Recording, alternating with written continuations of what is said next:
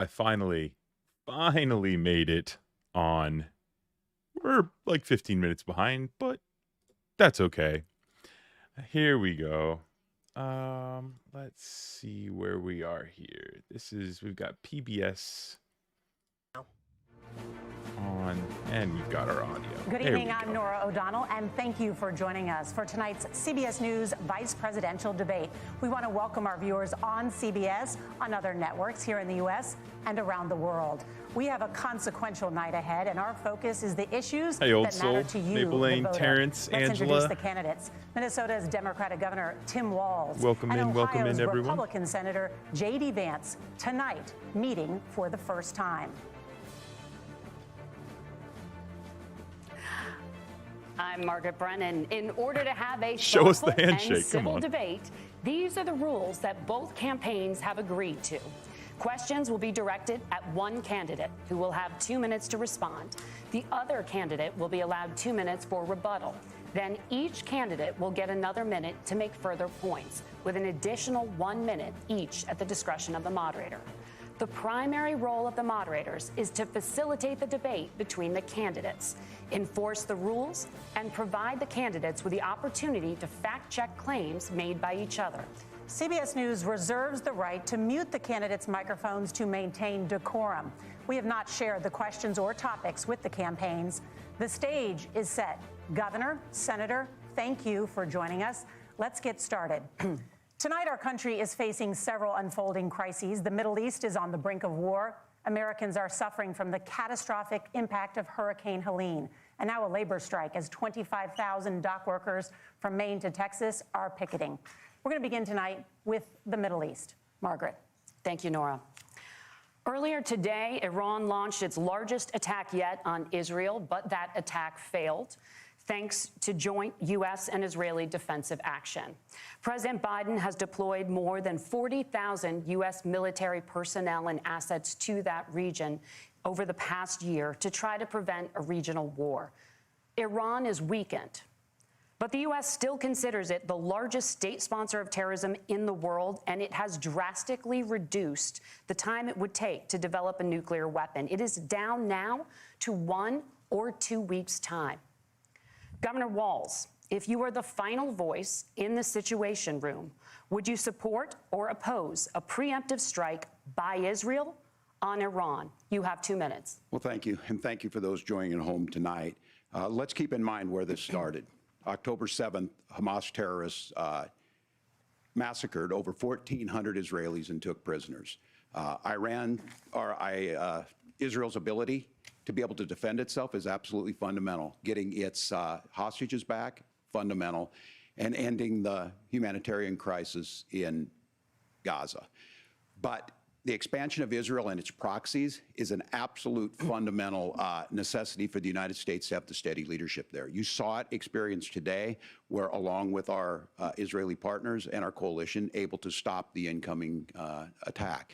But what's fundamental here is that steady leadership is going to matter. It's clear, and the world saw it on that debate stage a few weeks ago, a nearly 80-year-old Donald Trump talking about crowd sizes is not what we need in this moment.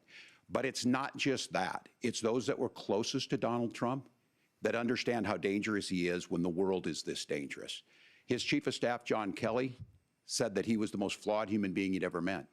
And both of his secretaries of defense and his national security advisors said he should be nowhere near the White House. Now, the person closest to them, Donald Trump, said he's unfit for the highest office. That was Senator Vance. What we've seen out of Vice President Harris is we've seen steady leadership. We've seen a calmness that is able to draw on the coalitions to bring them together. Understanding that our allies matter. When our allies see Donald Trump turn towards Vladimir Putin, turn towards North Korea, when we start to see that type of fickleness around holding the coalitions together, we will stay committed. And as the Vice President said today we will protect our forces and our allied forces, and there will be consequences. Okay, so Tim Walz there, not necessarily answering the question, but going with the tried and true debate strategy when you're up against Donald Trump. Remind the world that it's Donald Trump who is trying to run for office against you. Let's see how this plays out throughout the night. Your time is up. Senator Vance, the same question. Would you support or oppose a preemptive strike by Israel on Iran? You have 2 minutes. So, Margaret, I want to answer the question. First of all, thanks, Governor. Thanks to CBS for hosting the debate. And thanks, most importantly, to the American people who are watching this evening and caring enough about this country to pay attention to this vice presidential debate. I want to answer the question, but I want to actually give an introduction to myself a little bit because I recognize a lot of Americans don't know who either one of us are. I was raised in a working-class family. My mother required food assistance for periods of her life. My grandmother required Social Security help to raise me, and she raised me in part because my own mother struggled with addiction for a big chunk of my early life. I went to college on the GI Bill after I enlisted in the Marine Corps and served in Iraq. And so I stand here asking to be your vice president with extraordinary gratitude for this country, for the American dream that made it possible for me to live my dreams. And most importantly, I know that a lot of you are worried about the chaos in the world and the feeling that the American dream is unattainable. I want to try to convince you tonight over the next 90 minutes that if we get better leadership in the White House, if we get Donald Trump back in the White House, the American dream is going to be attainable once again. Now, to answer this particular question, we have to remember that as much as Governor Walz just accused Donald Trump of being an agent of chaos, Donald Trump actually delivered stability in the world, and he did it by establishing effective deterrence. People were afraid of stepping out of line. Iran, which launched this attack, has received over $100 billion in unfrozen assets thanks to the Kamala Harris administration. What do they use that money for? They use it to buy weapons that they're now launching against our allies, and God forbid, potentially launching against the United States as well. Donald Trump recognized that for people to fear the United States, you needed peace through strength. They needed to recognize that if they got out of line, the United States global leadership would put stability and peace back in the world. Now, you asked about a preemptive strike, Margaret, and I want to answer the question. Look, it is up to Israel what they think they need to do to keep their country safe, and we should support our allies wherever they are when they're fighting the bad guys. I think that's the right approach to take with the Israel question. We should support our allies whenever they're in the fight. Like, maybe we should support Ukraine then. I mean, he wants to talk about how Donald Trump's fear, which is psychotic in and of itself, thinking that you can just rule with fear. He wants to talk about how that made the world safer. But it's not safer when your own allies also fear you, JD. Doesn't make much sense. Thank you, Senator. Governor Walz, do you care to respond to any of the allegations? Well, look, Donald Trump was in office. We'll sometimes hear a revisionist history, but when Donald Trump was in office, it was Donald Trump who we had a coalition of nations that had boxed Iran's nuclear program in, the inability to advance it. Donald Trump pulled that program and put nothing else in its place. So Iran is closer to a nuclear weapon than they were before because of Donald Trump's fickle leadership. And when Iran shot down an American aircraft in international airspace, Donald Trump tweeted, because that's the standard diplomacy of Donald Trump. And when Iranian missiles did fall near U.S. troops and they received traumatic brain injuries, Donald Trump wrote it off as headaches. Look, our allies understand that Donald Trump is fickle. He will go to whoever has the most flattery or where it makes sense to him. Steady leadership like you witnessed today, like you witnessed in April. Both Iranian attacks were repelled. Our coalition is strong, and we need the steady leadership that Kamala Harris is providing. Senator Vance, the U.S. did have a diplomatic deal with Iran to temporarily pause parts of its nuclear program, and President Trump did exit that deal. He recently said, just 5 days ago, the U.S. must now make a diplomatic deal with Iran because the consequences are impossible. Did he make a mistake? You have 1 minute. Well, first of all, Margaret, diplomacy is not a dirty word, but I think that's something that Governor Walz just said is quite extraordinary. You yourself just said Iran is as close to a nuclear weapon today as they have ever been. And Governor Walz, you blame Donald Trump. Who has been the vice president for the last 3.5 years? And the answer is your running mate, not mine. Donald Trump consistently made the world more secure. Now, we talk about what the sequence of events that led us to where Consistently made the world more secure. Look, if you're Iran and you make that deal with President Obama and Donald Trump comes back in and just pulls the rug out from under you, are you going to trust the American government to make another deal? And especially since Donald Trump is running for office again. So blaming Kamala Harris for his own, for Donald Trump's failures and also not being able to piece back together that deal, again, is just, it's utterly insane. Where we are right now, and you can't ignore October the 7th, which I appreciate Governor Walz bringing up. But when did Iran and Hamas and their proxies attack Israel? It was during the administration of Kamala Harris. So Governor Walz can criticize Donald Trump's tweets, but effective, smart diplomacy and peace through strength is how you bring stability back to a very broken world. Donald Trump has already done it once before. Ask yourself at home, when was the last time, I'm 40 years old, when was the last time that an American president didn't have a major conflict break out? The only answer is during the 4 years that Donald Trump was president. Gentlemen. Yeah, so that's a lie, right? The Russian invasion of Ukraine started under Donald Trump's watch. They built up soldiers and tanks and munitions around that border.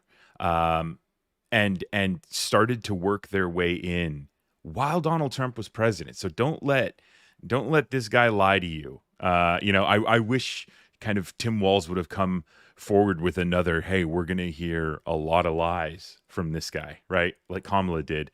And because JD Vance is such an ass and he's just such a tryhard, I thought he was actually going to try to get that out first, that, oh yeah, Tim Walz he's gonna lie to you a lot in this debate.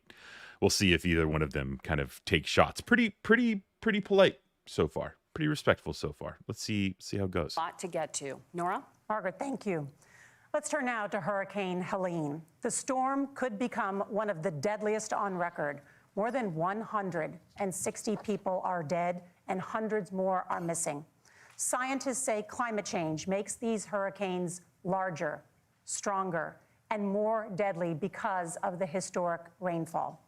Senator Vance, according to CBS News polling, 7 in 10 Americans and more than 60% of Republicans under the age of 45 favor the U.S. taking steps to try and reduce climate change. Senator, what responsibility would the Trump administration have to try and reduce the impact of climate change? I'll give you 2 minutes. Sure. So first of all, let's start with the hurricane, because it's an unbelievable, unspeakable human tragedy. I just saw today actually a photograph of 2 grandparents on a roof with a 6-year-old child, and it was the last photograph ever taken of them because the roof collapsed and those innocent people lost their lives. And I'm sure Governor Walz joins me in saying our hearts go out to those innocent people, our prayers go out to them, and we want as robust and aggressive as a federal response as we can get to save as many lives as possible, and then of course afterwards to help the people in those communities rebuild. I mean, these are communities that I love. Some of them I know very personally in Appalachia, all across the Southeast. They need their government to do their job, and I commit that when Donald Trump is president again, the government will put the citizens of this country first when they suffer from a disaster. Now, Nora, you asked about climate change. I think this is a very important issue. Look, a lot of people are justifiably worried about all these crazy weather patterns. I think it's important for us, first of all, to say Donald Trump and I support clean air, clean water. We want the environment to be cleaner and safer. But one of the things that I've noticed some of our Democratic friends talking a lot about is a But drill, baby, drill. concern about carbon emissions, this idea that carbon emissions drives all of the climate change. Well, let's just say that's true, just for the sake of argument, so we're not arguing about weird science. Let's just say that's true. Well, if you believe that, what would you want to do? The answer is that you'd want to reshore as much American manufacturing as possible, and you'd want to produce as much energy as possible in the United States of America, because we're the cleanest economy in the entire world. What have Kamala Harris's policies actually led to? More energy production in China, more manufacturing overseas, more doing business in some of the dirtiest parts of the entire world. And when I say that, I mean the amount of carbon emissions they're doing per unit of economic output. So if we actually care about getting cleaner air and cleaner water, the best thing to do is to double down and invest in American workers and the American people. And unfortunately, Kamala Harris has done exactly the opposite. Governor Walz, you have 2 minutes to respond. Well, we got close to an agreement because all those things are happening. Look, first of all, it is a horrific tragedy. with this hurricane, and my heart goes out to the folks that are down there in contact with the governors. I serve as co-chair of the Council of Governors as we work together on these emergency managements. Governors know no partisanship. They work together to solve the governors and the emergency responders on the ground. Those happen on the front end. The federal government comes in, makes sure they're there to that we recover, but we're still in that phase where we need to make sure that they're staying there, staying focused. Now look, coming back to the climate change issue, there's no doubt this thing roared onto the scene faster and stronger than anything we've seen. Senator Vance has said that there's a climate problem in the past. Donald Trump called it a hoax and then joked that these things would make more beachfront property to be able to invest in. What we've seen out of the Harris administration now, the Biden-Harris administration, is we've seen this investment. We've seen massive investments, the biggest in global history that we've seen in the Inflation Reduction Act, has created jobs all across the country. 2,000 in Jeffersonville, Ohio, taking the EV technology that we invented and making it here. 200,000 jobs across the country. The largest solar manufacturing plant in North America sits in Minnesota. But my farmers know climate change is real. They've seen 500-year droughts, 500-year floods back to back. But what they're doing is adapting, and this has allowed them to tell me, look, I harvest corn, I harvest soybean, and I harvest wind. We are producing more natural gas and more oil at any time than we ever have. We're also producing more clean energy. So the solution for us is to continue to move forward, that climate change is real. Reducing our impact is absolutely critical, but this is not a false choice. You can do that at the same time you're creating the jobs that we're seeing all across the country. That's exactly what this administration has done. We are seeing us becoming an energy superpower for the future, not just the current. And that's what absolutely makes sense. And then we start thinking about how do we mitigate these disasters. Okay, so the chat pointed out that Walz was a little uncomfortable in the beginning. He was just getting started. Well, he's definitely found the sweet spot. Tim Walz, amazing answer there.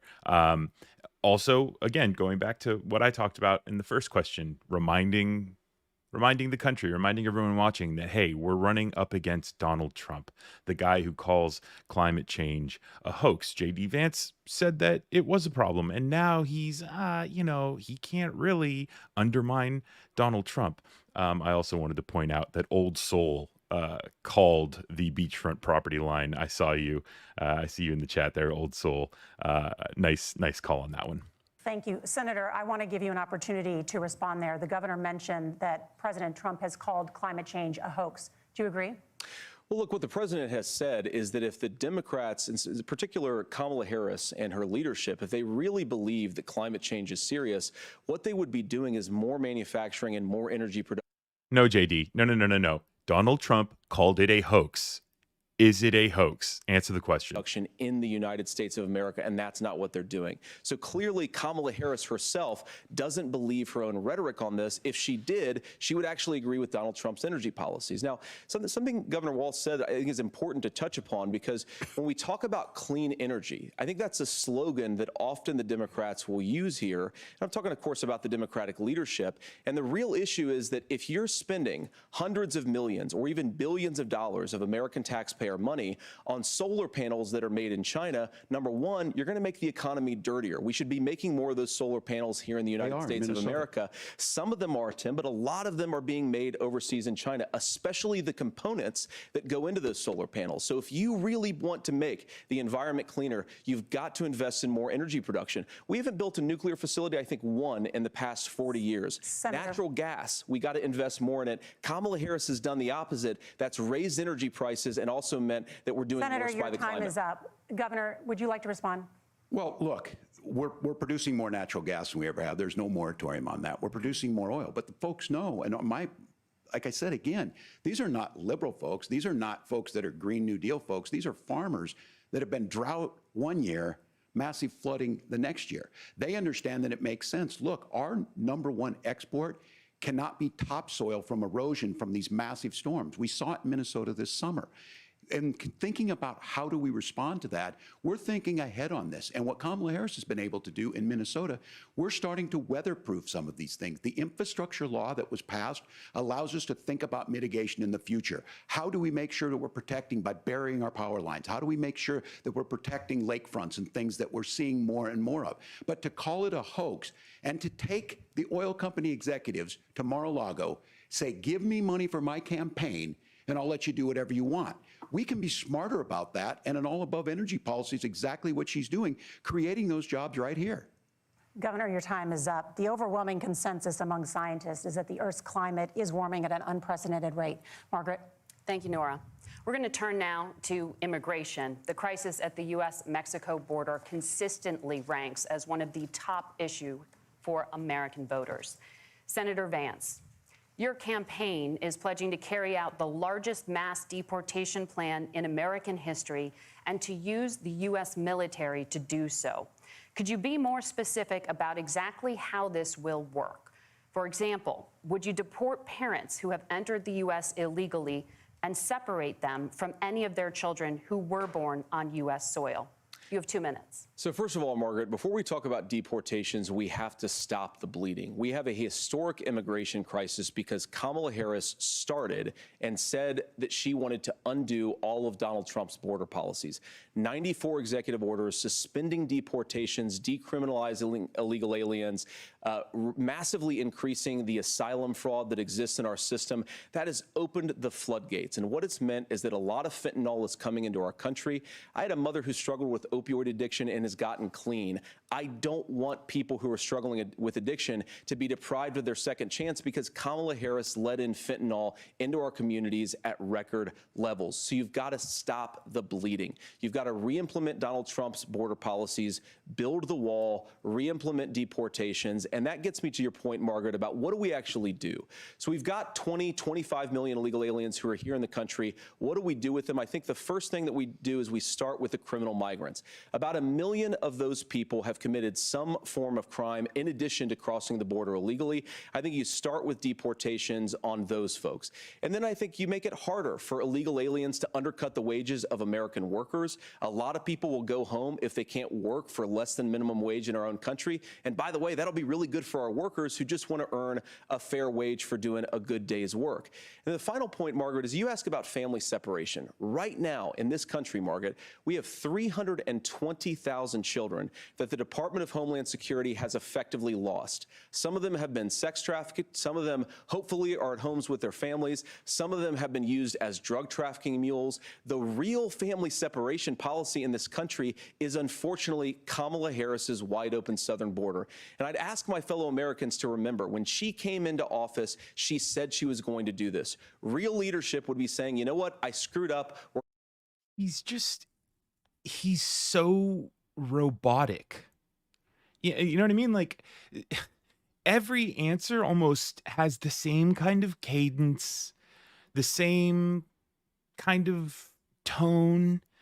And with Walz, you know, say what you want to about his kind of nervousness at the beginning, but the guy clearly cares about what he's talking about. I feel like we're kind of watching like a robot, like a ghost here. Like I'm just not connecting to this. We're going to go back to Donald Trump's border policies. I wish that she would do that. It would be good for all of us. Governor, do you care to respond to any of those specific allegations, including that the vice president is, quote, letting in fentanyl and using kids as drug mules, among other things regarding children? The drug mule is not true, but I will say about the fentanyl, because this is a crisis of this, the opioid crisis. And the good news on this is the last 12 months saw the largest decrease in opioid deaths in our nation's history, 30% decrease in Ohio, but there's still more work to do. But let's go back to this on immigration. Kamala Harris was the Attorney General of the largest state and a border state in California. She's the only person in this race who prosecuted transnational gangs for human trafficking and drug interventions. But look, we all want to solve this. Most of us want to solve this, and that is the United States Congress. That's the Border Patrol agents. That's the Chamber of Commerce. That's most Americans out here. That's why we had the fairest and the toughest bill on immigration that this nation's seen. It was crafted by conservative senator from Oklahoma, James Lankford. I know him. He's super conservative, but he's a man of principle, wants to get it done. Democrats and Republicans worked on this piece of legislation. The Border Patrol said, this is what we need in here. These are the experts. And the Chamber of Commerce and the Wall Street Journal said, pass this thing. Kamala Harris helped get there. 1,500 new border agents, detection for drugs, DOJ money to speed up these the adjudications on this, just what America wants. But as soon as I was getting ready to pass and actually tackle this, Donald Trump said no, told them to vote against it because it gives him a campaign issue. It gives him to, what would Donald Trump talk about if we actually did some of these things? And they need to be done by the legislature. You can't just do this through the executive branch. So look, we have the options to do this. Donald Trump had 4 years. He had 4 years to do this. And he promised you, America, how easy it would be. I'll build you a big, beautiful wall, and Mexico will pay for it. Less than 2% of that wall got built, and Mexico didn't pay a dime. But here we are again, 9 years after he came down that escalator, dehumanizing people and telling them what he was going to do. As far as the deportation plan, at one point, Senator Vance said it was so unworkable to be laughable. So that's where we're at. Pass the bill, she'll sign it. Governor, your time is up. Senator, the question was, will you separate parents from their children, even if their kids are U.S. citizens? You have 1 minute. Margaret, my point is that we already have massive child separations thanks to Kamala Harris's open border. And I didn't accuse Kamala Harris of inviting drug mules. I said that she enabled the Mexican drug cartels to operate freely in this country. And we know that they use children as drug mules, and it is a disgrace, and it has to stop.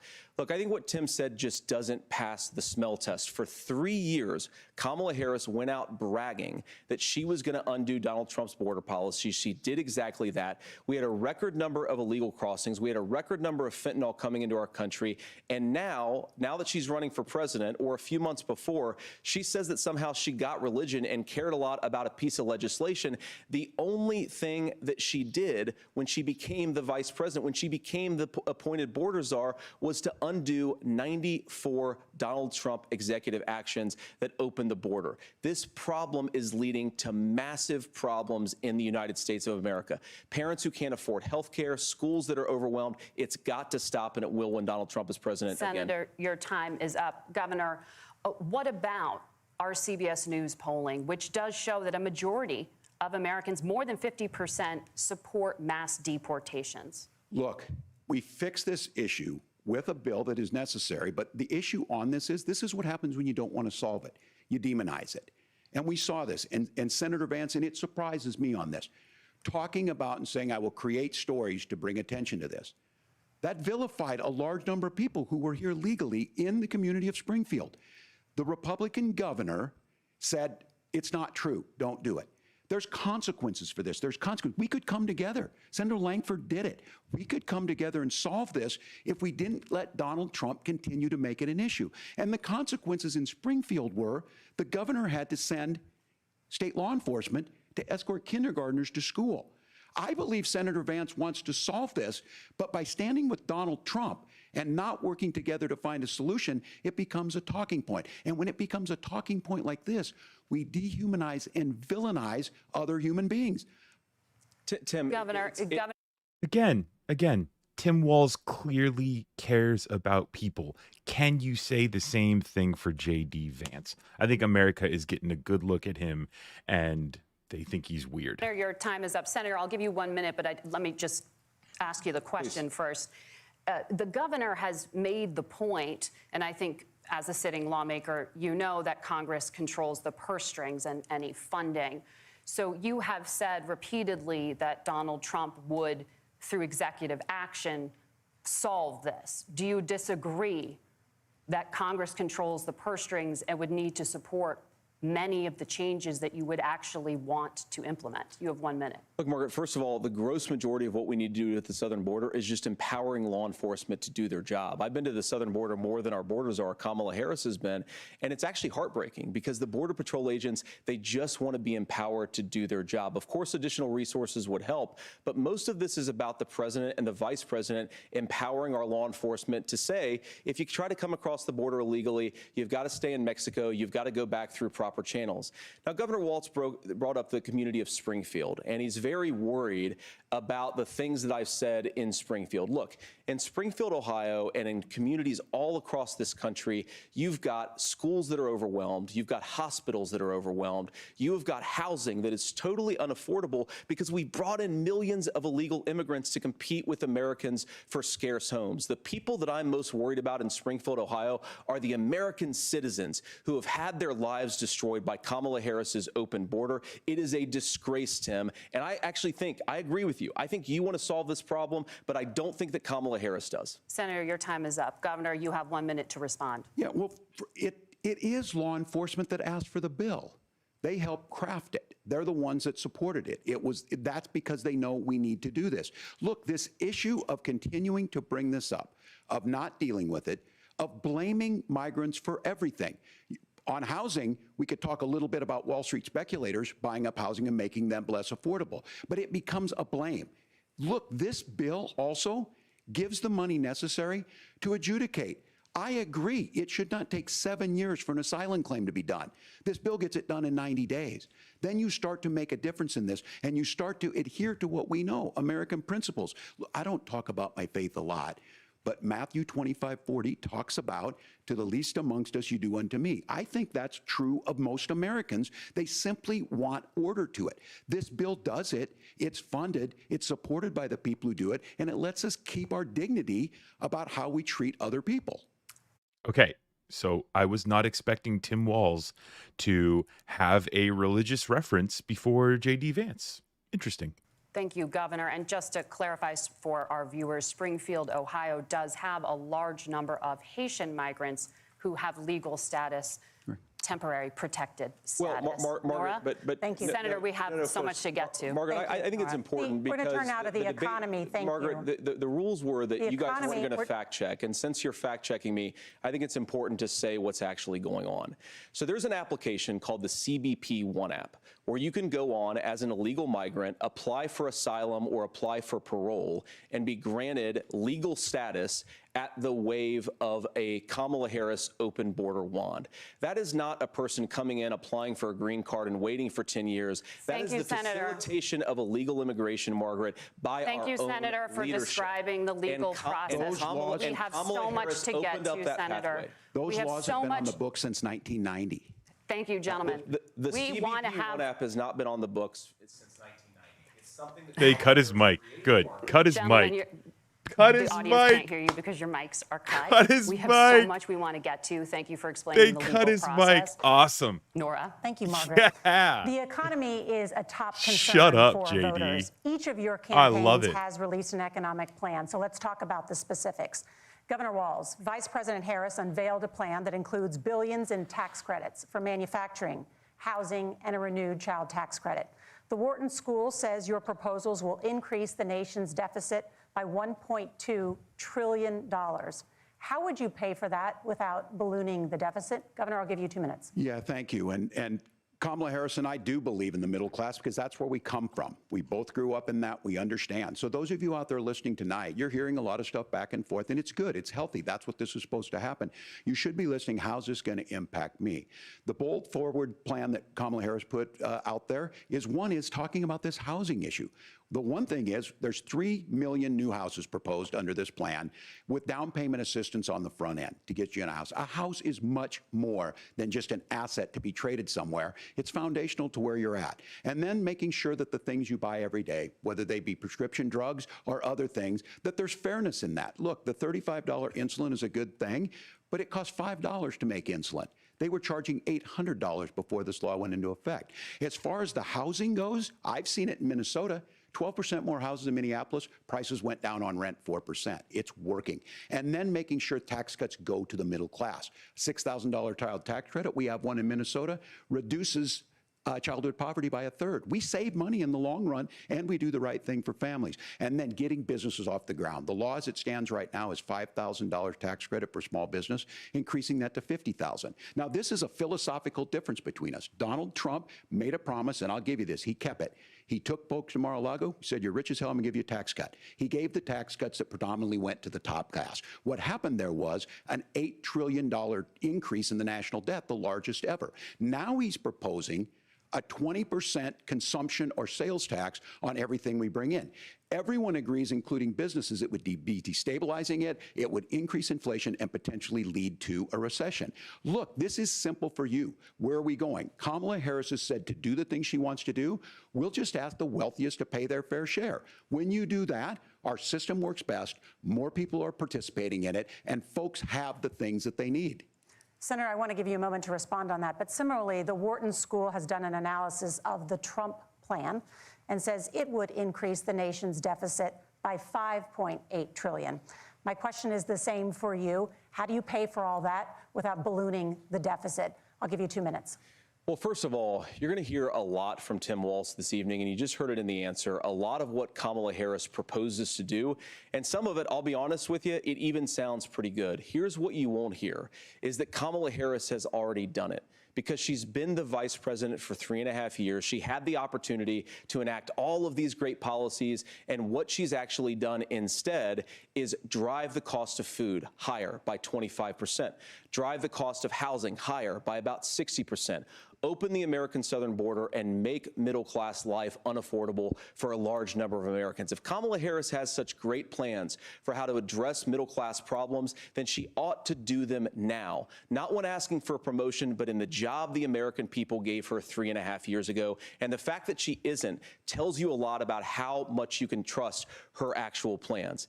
Now, Donald Trump's economic plan is not just a plan, but it's also a record. A lot of those same economists attack Donald Trump's plans, and they have PhDs, but they don't have common sense and they don't have wisdom, because Donald Trump's economic policies delivered the highest take-home pay in a generation in this country, 1.5% inflation, and to boot, peace and security all over the world. So when people say that Donald Trump's economic plan doesn't make sense, I say look at the record. He delivered rising take-home pay for American workers.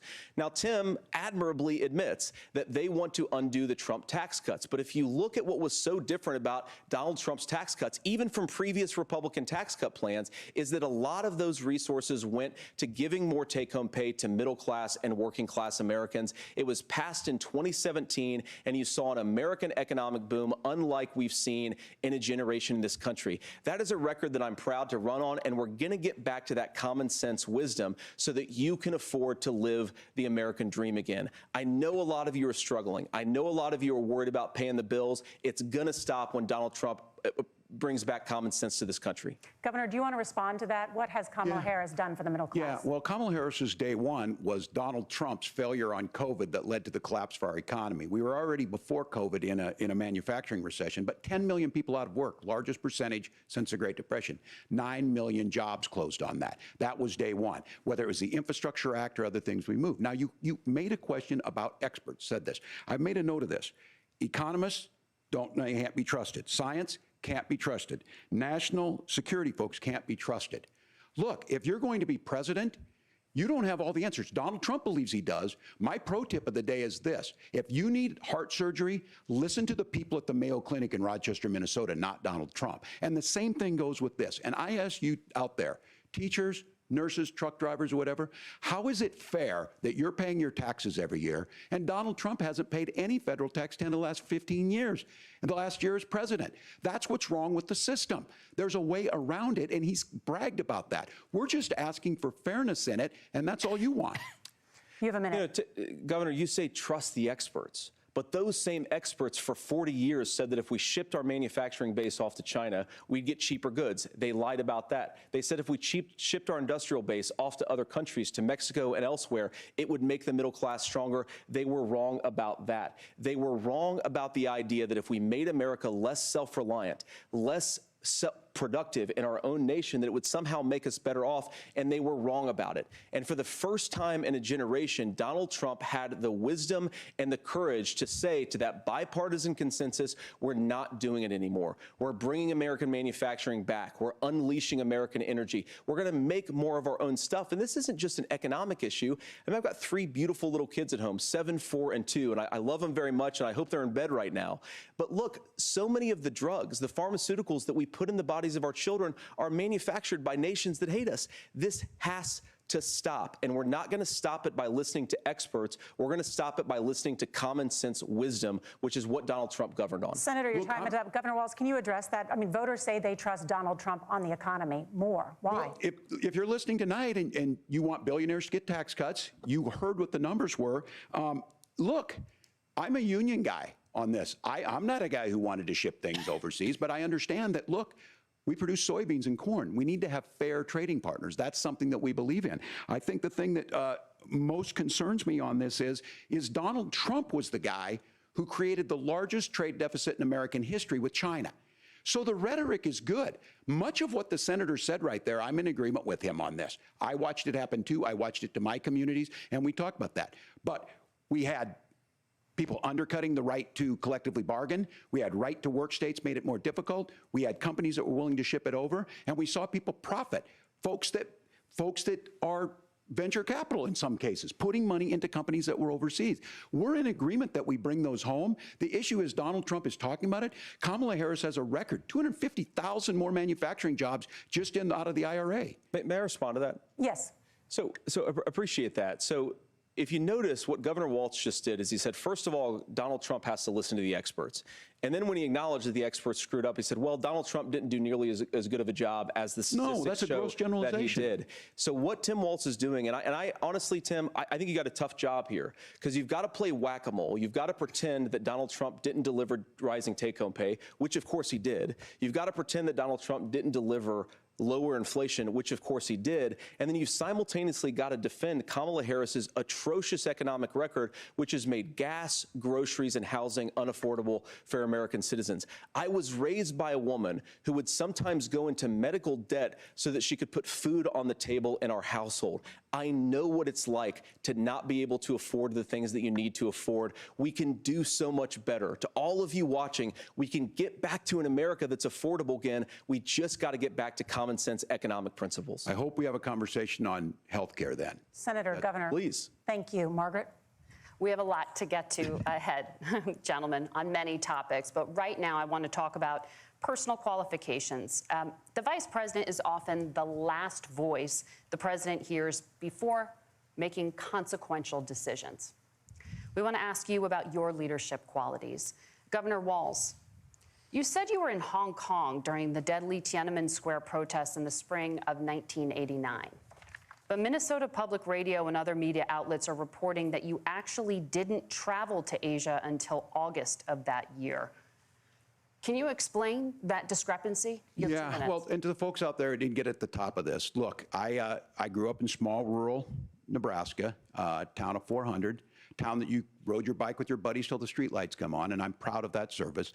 I joined the National Guard at 17, worked on family farms, and then I used the GI Bill to become a teacher, passionate about it, a young teacher. My first year out, I got the opportunity in the summer of '89 to travel to China. 35 years ago, be able to do that. I came back home and then started a program to take young people there. We would take basketball teams, we would take baseball teams, we would take dancers, and we would go back and forth to China. The issue for that was to try and learn. Now look, my community knows who I am. They saw where I was at. Look, I will be the first to tell you, I have poured my heart into my community. I've tried to do the best I can, but I've not been perfect. And I'm a knucklehead at times, but it's always been about that. Those same people elected me to Congress for 12 years. And in Congress, I was one of the most bipartisan people, working on things like farm bills that we got done, working on veterans benefits. And then the people of Minnesota were able to elect me to governor twice.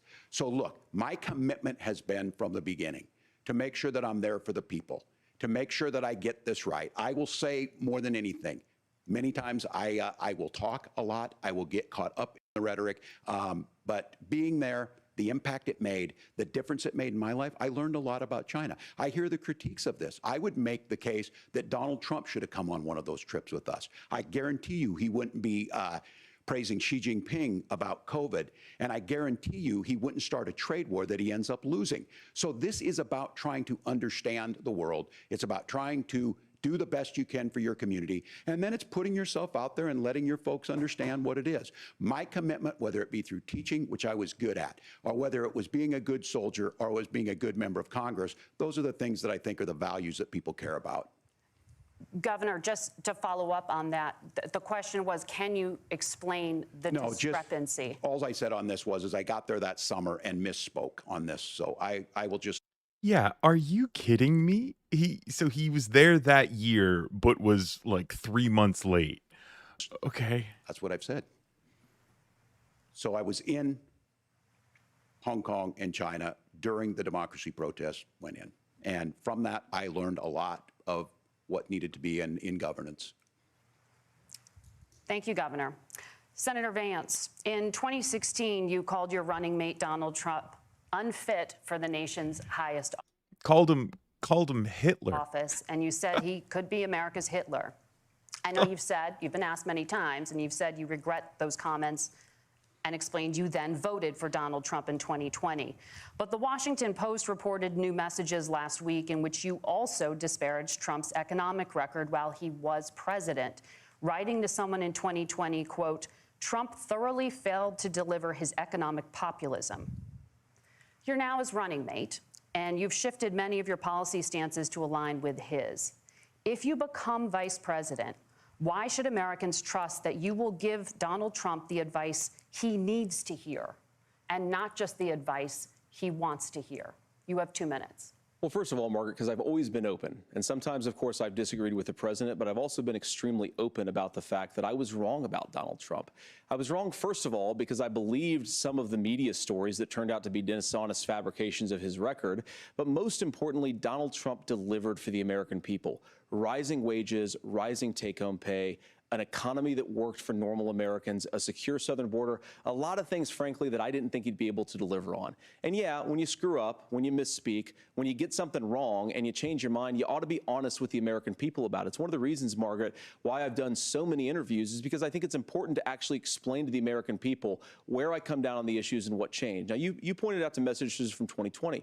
Margaret, I've been extremely consistent that I think there were a lot of things that we could have done better in the Trump administration the first round if Congress was doing its job. I strongly believe, and I've been a United States Senator, that Congress is not just a high-class debating society. It's not just a forum for senators and congressmen to whine about problems. It's a forum to govern. So there were a lot of things on the border, on tariffs, for example, where I think that we could have done so much more if the Republican Congress and the Democrats in Congress had been a little bit better about how they govern the country. They were so obsessed with impeaching Donald Trump, they couldn't actually govern. And I want to talk about this tariff issue in particular, Margaret, because Tim just accused this of being a national sales tax.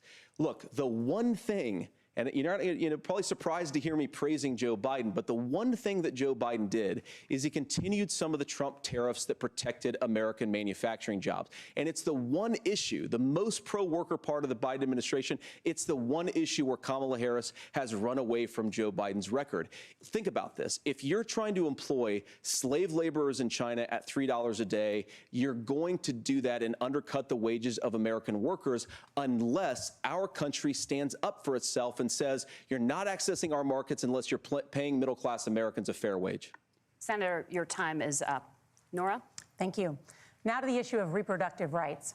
Governor Walz, after Roe versus Wade was overturned, you signed a bill into law that made Minnesota one of the least restrictive states in the nation when it comes to abortion. Former President Trump said in the last debate that you believe abortion, quote, in the 9th month is absolutely fine.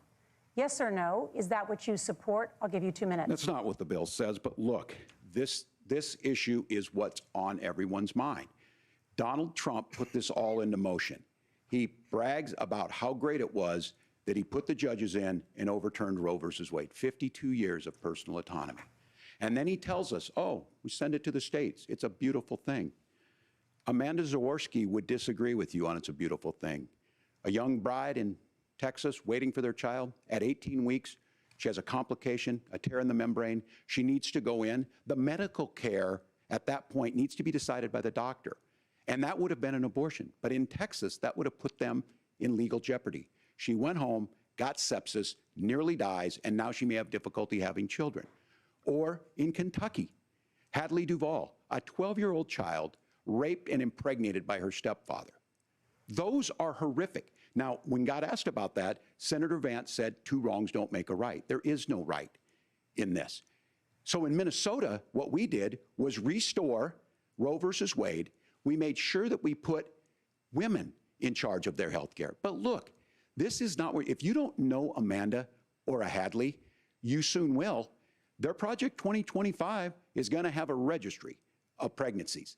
It's going to make it more difficult, if not impossible, to get contraception and limit access, if not eliminate access to infertility treatments. For so many of you out there listening, me included, infertility treatments are why I have a child. That's nobody else's business, but those things are being proposed. And the catch-all on this is, well, the states will decide what's right for Texas might not be right for Washington. That's not how this works. This is basic human right. We have seen maternal mortality skyrocket in Texas, outpacing many other countries in the world. This is about health care. In Minnesota, we are ranked first in health care for a reason. We trust women, we trust doctors. Senator, do you want to respond to the governor's claim? Will you create a federal pregnancy monitoring agency? No, Nora, certainly we won't. And I want to talk about this issue because I know a lot of Americans care about it, and I know a lot of Americans don't agree with everything that I've ever said on this topic. And, you know, I grew up in a working class family in a neighborhood where I knew a lot of young women who had unplanned pregnancies and decided to terminate those pregnancies because they feel like they didn't have any other options. And, you know, one of them is actually very dear to me. And I know she's watching tonight, and I love you. And she told me something a couple years ago that she felt like if she hadn't had that abortion, that it would have destroyed her life because she was in an abusive relationship. And I think that what I take from that as a Republican who proudly wants to protect innocent life in this country, who proudly wants to protect the vulnerable, is that my party, we've got to do so much better of a job at earning the American people's trust back on this issue where they frankly just don't trust us. And I think that's one of the things that Donald Trump and I are endeavoring to do. I want us as a Republican Party to be pro-family in the fullest sense of the word. I want us to support fertility treatments. I want us to make it easier for moms to afford to have babies. I want it to make it easier for young families to afford a home so they can afford a place to raise that family. And I think there's so much that we can do on the public policy front just to give women more options. Now, of course, Donald Trump has been very clear that on the abortion policy specifically, Giving women more options. That's what J.D. Vance wants to do. Spare me, J.D. that we have a big country and it's diverse. And California has a different viewpoint on this than Georgia. Georgia has a different viewpoint from Arizona. Yeah, look, California may have a different viewpoint. Georgia may have a different viewpoint. Arizona may have a different viewpoint, but the women don't change. The science doesn't change. Only the viewpoint of the white nationalist GOP on how much they hate and want to control women. Again, spare me, JD. And the proper way to handle this, as messy as democracy sometimes is to let voters make these decisions, let the individual states make their abortion policy. And I think that's what makes the most sense in a very big, a very diverse, and let's be honest, sometimes a very, very messy and divided country. Governor, would you like to respond and also answer the question about restrictions? Yeah, well, the question got asked, and Donald Trump made the accusation that wasn't true about Minnesota. Well, let me tell you about this idea that there's diverse states. There's a young woman named Amber Thurman. She happened to be in Georgia, a restrictive state. Because of that, she had to travel a long distance to North Carolina to try and get her care. Amber Thurman died in that journey back and forth. The fact of the matter is, how can we as a nation say that your life and your rights, as basic as the right to control your own body, is determined on geography? There's a very real chance, had Amber Thurman lived in Minnesota, she would be alive today. That's why the restoration of Roe versus Wade. When you listen to Vice President Harris talk about this subject and you hear me talk about it, you hear us talking exactly the same. Donald Trump is trying to figure out how to get the political right of this. I agree with a lot of what Senator Vance said about what's happening. His running mate, though, does not, and that's the problem. Governor, your time is up. Yeah, you know what's really interesting is that Walz and Democrats, Kamala Harris, Joe Biden, whoever it is, whenever they talk about abortion rights and healthcare rights, they have examples of women who have been impacted by the repeal of Roe.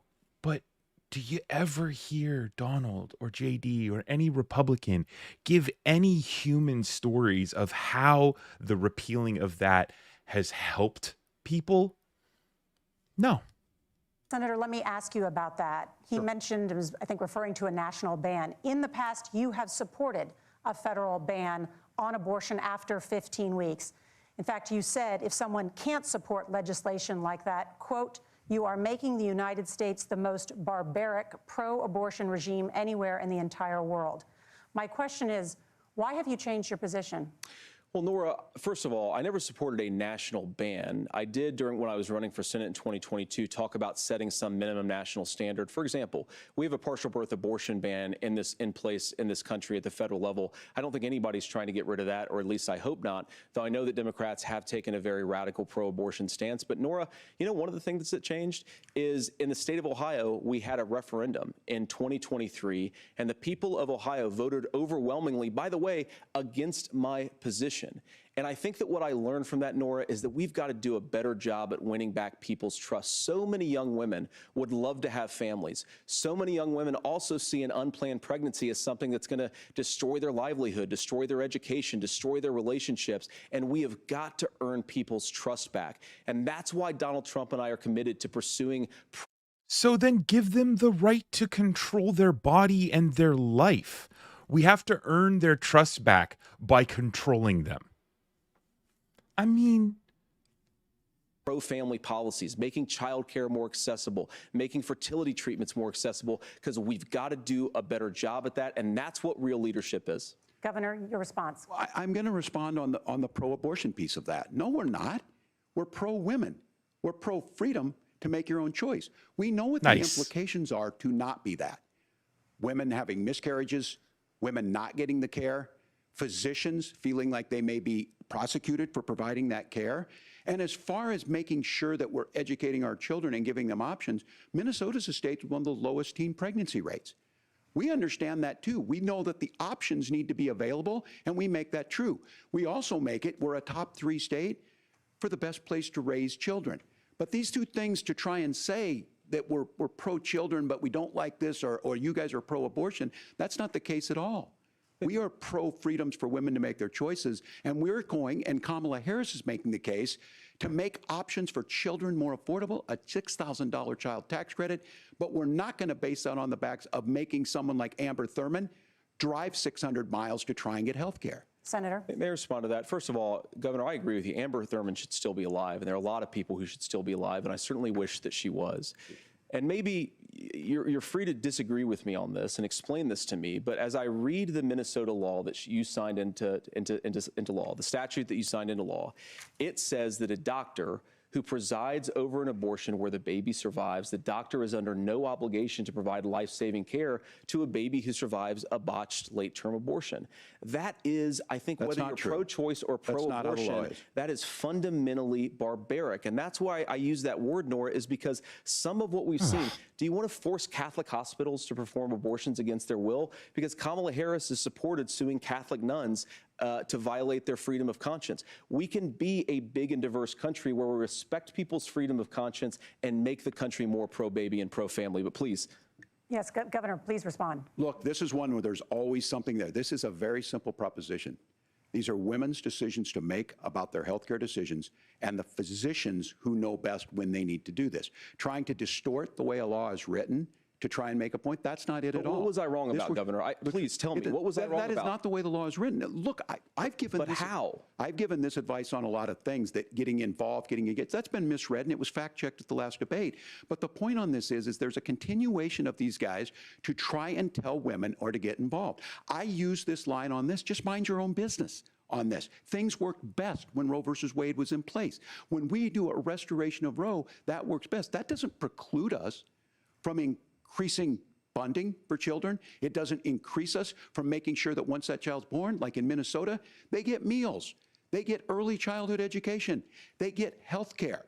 So the hiding behind we're going to do all these other things when you're not proposing them in your budget, Kamala Harris is proposing them. She's proposing all those things to make life easier for families. I asked a specific question, Governor. You gave me a slogan as a response. It's not the case. It's not true. That's not what the law says. So they fact-checked it with President Trump. Gentlemen, there's a lot to discuss. We have to move Good on, for and you, we're going to be Tim. right back with much more of the CBS News vice presidential debate in just a moment. Okay, and because I started late, we can just skip ahead. All right. And we're back. Welcome back to the CBS News vice presidential debate. We want to turn now to America's gun violence epidemic. The leading cause of death for children and teens in America is by firearms. Senator Vance, you oppose most gun legislation that Democrats claim would curb gun violence. You oppose red flag gun laws and legislation to ban certain semi-automatic rifles, including AR-15s. So let me ask you, earlier this year, for the first time, the parents of a school shooter were convicted of involuntary manslaughter and sentenced to 10 years in prison. Do you think holding parents responsible could curb mass shootings? I'll give you 2 minutes. Yeah, well, Nora, on that particular case, I don't know the full details, but I certainly trust local law enforcement and local authorities to make those decisions. I think in some cases the answer is going to be yes, and in some cases the answer is going to be no. And the details really matter here, of course. For example, if a kid steals a gun, that's going to be different than if a parent hands over a gun knowing that their kid is potentially dangerous. But look, I want to just sort of speak as a father of 3 beautiful little kids, and our oldest is now in 2nd grade. And like a lot of parents, we send our kids to school with such hope and such joy and such pride at their little faces on the first day of school. And we know, unfortunately, that a lot of kids are going to experience this terrible epidemic of gun violence. And of course, our hearts go out to the families that are affected by this terrible stuff. And we do have to do better.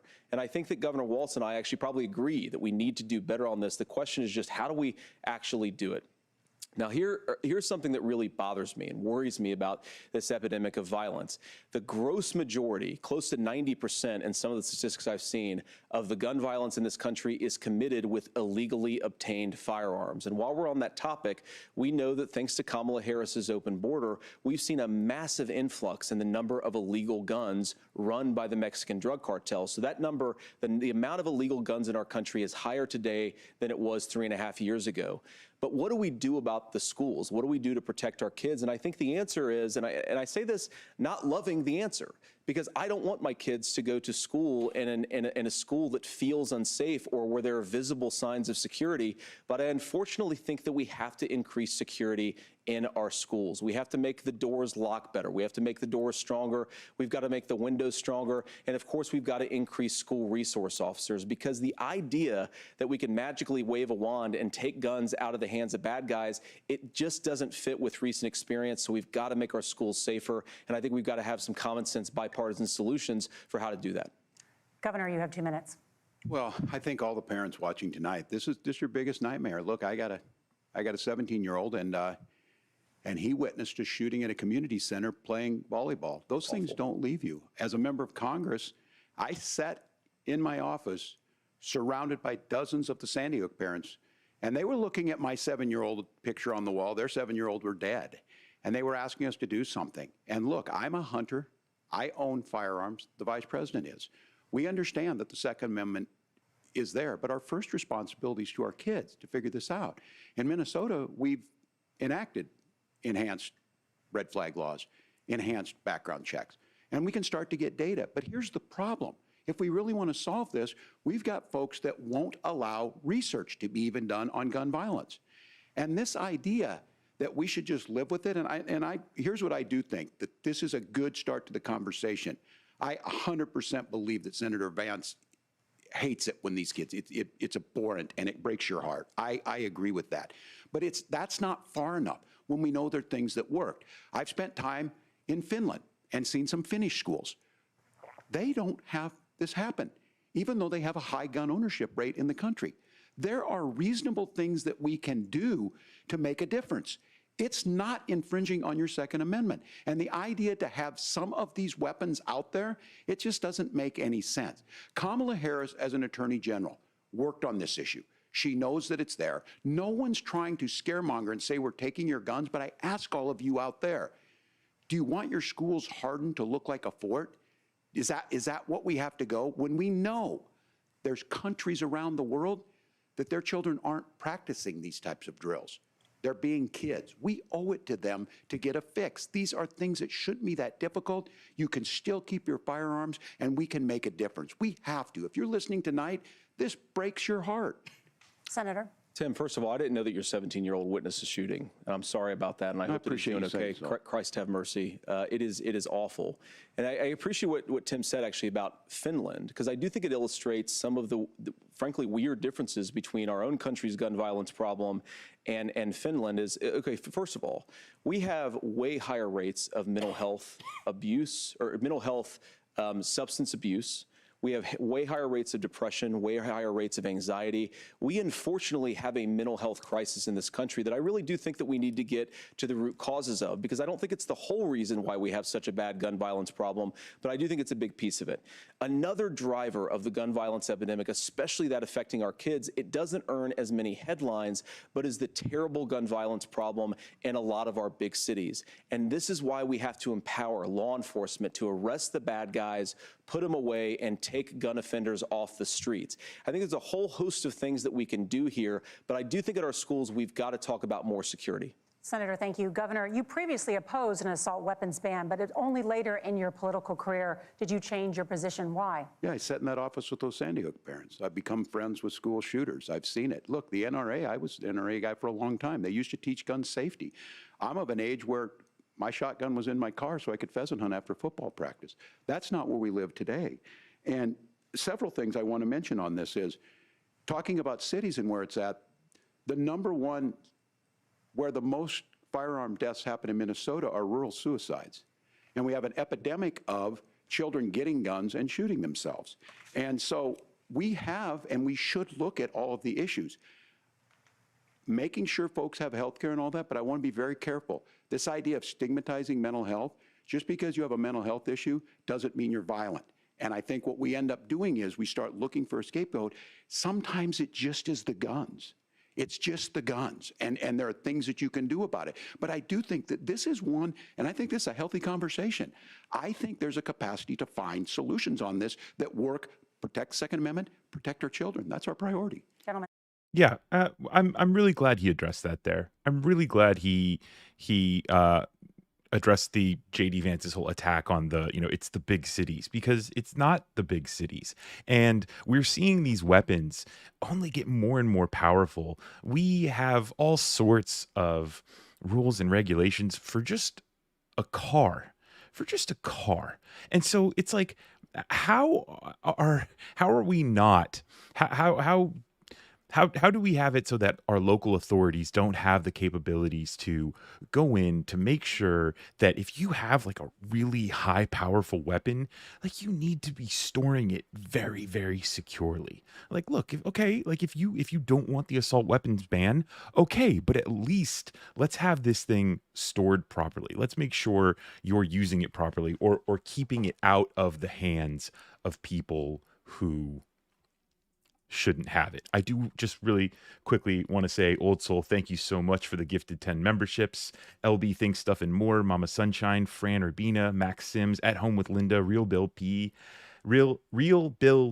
Susie D, Old Warrior, Elizabeth Gregory, The Masked Angel. Give it up for Old Soul in the chat for gifting you all memberships to Reflect. Okay, let's continue. Thank you, Margaret. Thank you, Nora. Let's turn now to the top contributor to inflation, the high cost of housing and rent.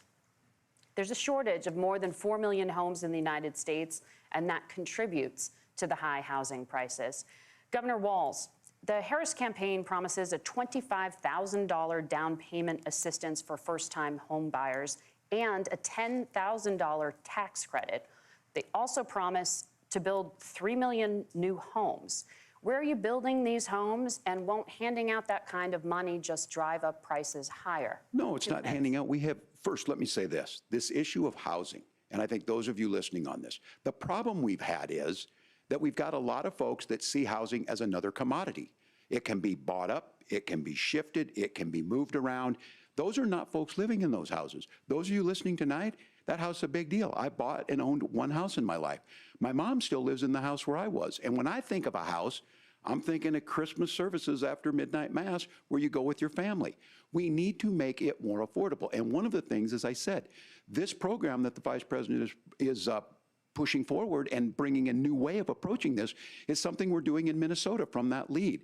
We in the state invested in making sure our housing was the biggest investment that we'd ever made in housing. It starts to make it easier. We cut some of the red tape. Local folks, look, we can't do it at the federal level, but local folks make it easier to build those homes. And then that down payment assistance. I can tell all of you out there, certainly for me, using the GI Bill was one thing, but a veteran's home loan, the big thing about a veteran's home loan is you don't have to pay the down payment.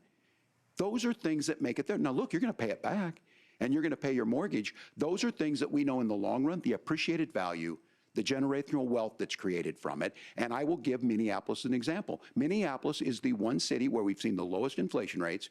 We've seen a 12% increase in stock because we've put some of these things in, and we're implementing a state program to make sure we give some of that down payment assistance. We get it back from people because here's what we know. People with stable housing end up with stable jobs. People with stable housing have their kids able to get to school. All of those things in the long run end up saving our money. And that's the thing that I think we should be able to find some common ground in, but we can't blame immigrants for the only reason. That's not the case that's happening in many cities. The fact of the matter is that we don't have enough naturally affordable housing, but we can make sure that the government's there to help kickstart it, create that base.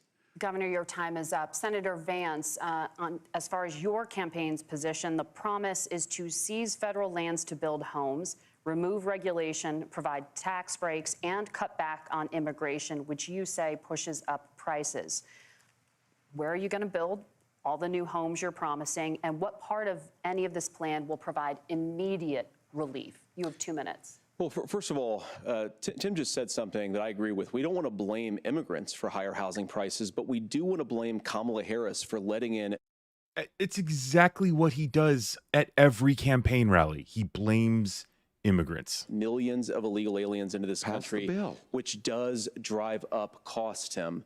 25 million illegal aliens competing with Americans for scarce homes is one of the most significant drivers of home prices in the country. It's why we have massive increases in home prices that have happened right alongside massive increases in illegal alien populations under Kamala Harris's leadership. Now, Tim just mentioned a bunch of ideas.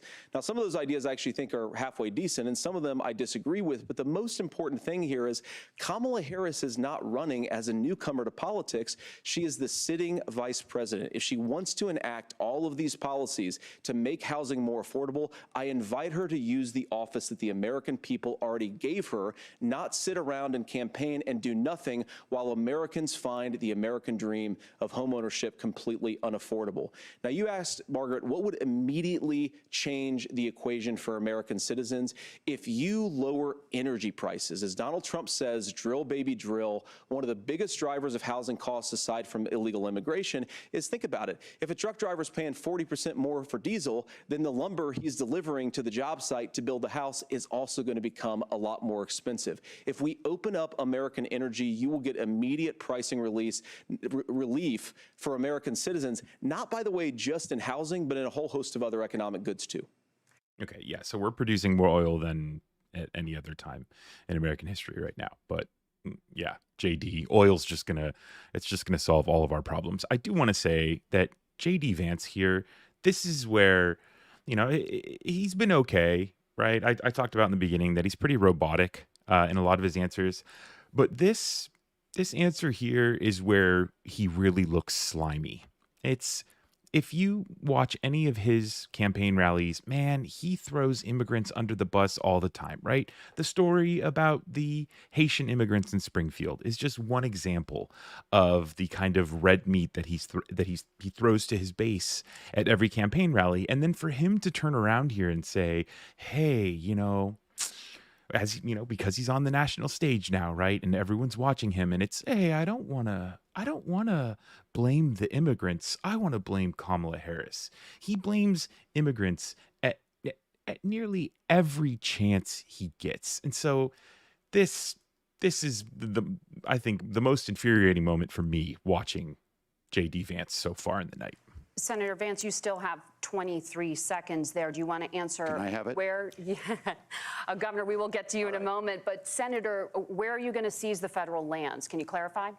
Well, what Donald Trump has said is we have a lot of federal lands that aren't being used for anything. They're not being used for a national park. They're not being used, and they could be places where we build a lot of housing. And I do think that we should be opening up building in this country. We have a lot of land that could be used. We have a lot of Americans that need homes. We should be kicking out illegal immigrants who are competing for those homes, and we should be building more homes for the American citizens who deserve to be here. Senator, your time is up.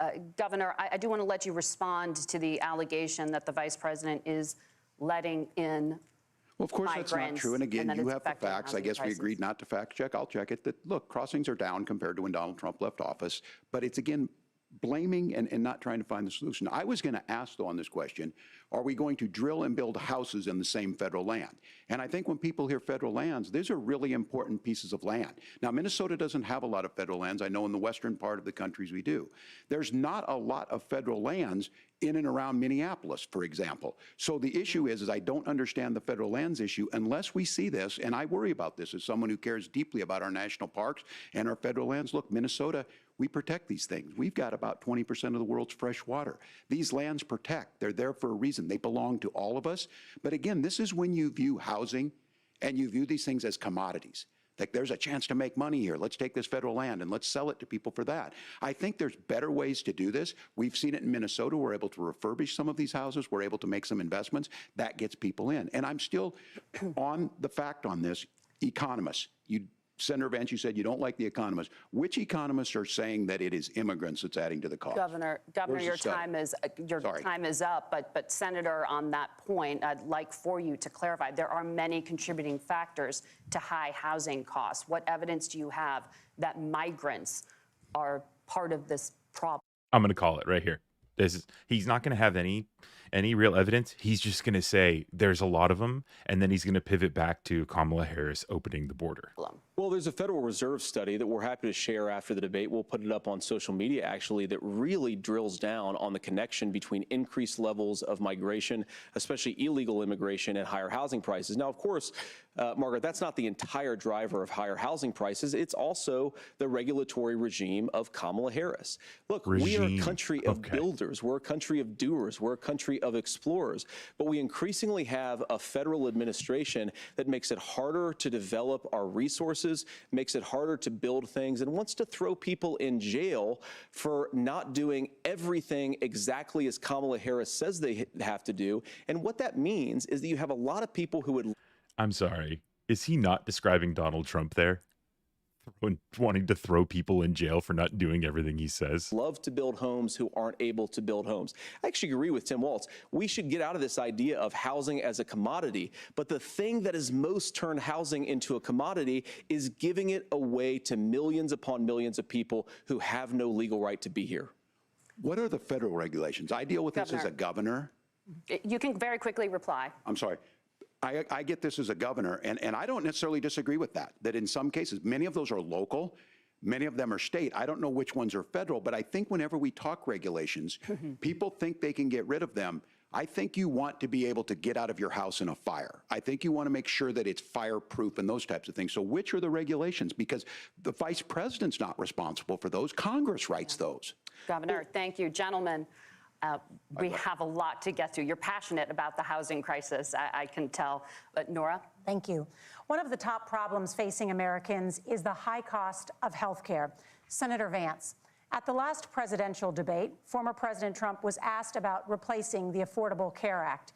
In response, he said, "I have concepts of a plan." Since then, Senator, you've talked about changing how chronically ill Americans get health insurance. Can you explain how that would work? And can you guarantee that Americans with pre-existing conditions won't pay more? I'll give you 2 minutes. Well, of course, we're going to cover Americans with pre-existing conditions. In fact, a lot of my family members have gotten health care.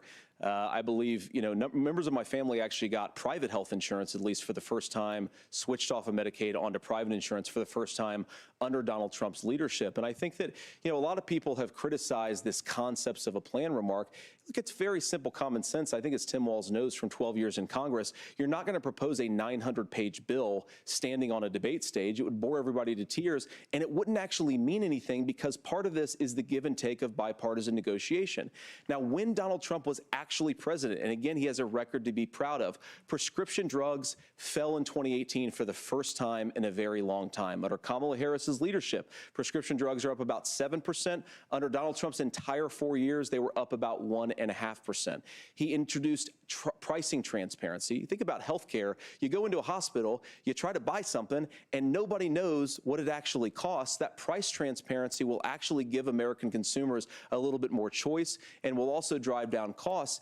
And we talked about, the reinsurance regulations is what I was talking about. Look, Donald Trump has said that if we allow states to experiment a little bit on how to cover both the chronically ill but the non-chronically ill, it's not just a plan. He actually implemented some of these regulations when he was president of the United States. And I think you can make a really good argument that it salvaged Obamacare, which was doing disastrously until Donald Trump came along. And I think this is an important point about President Trump. Of course, you don't have to agree with everything that President Trump.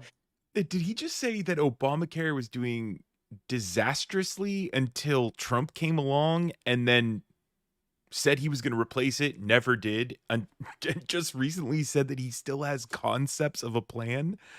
What is JD has ever said or ever done.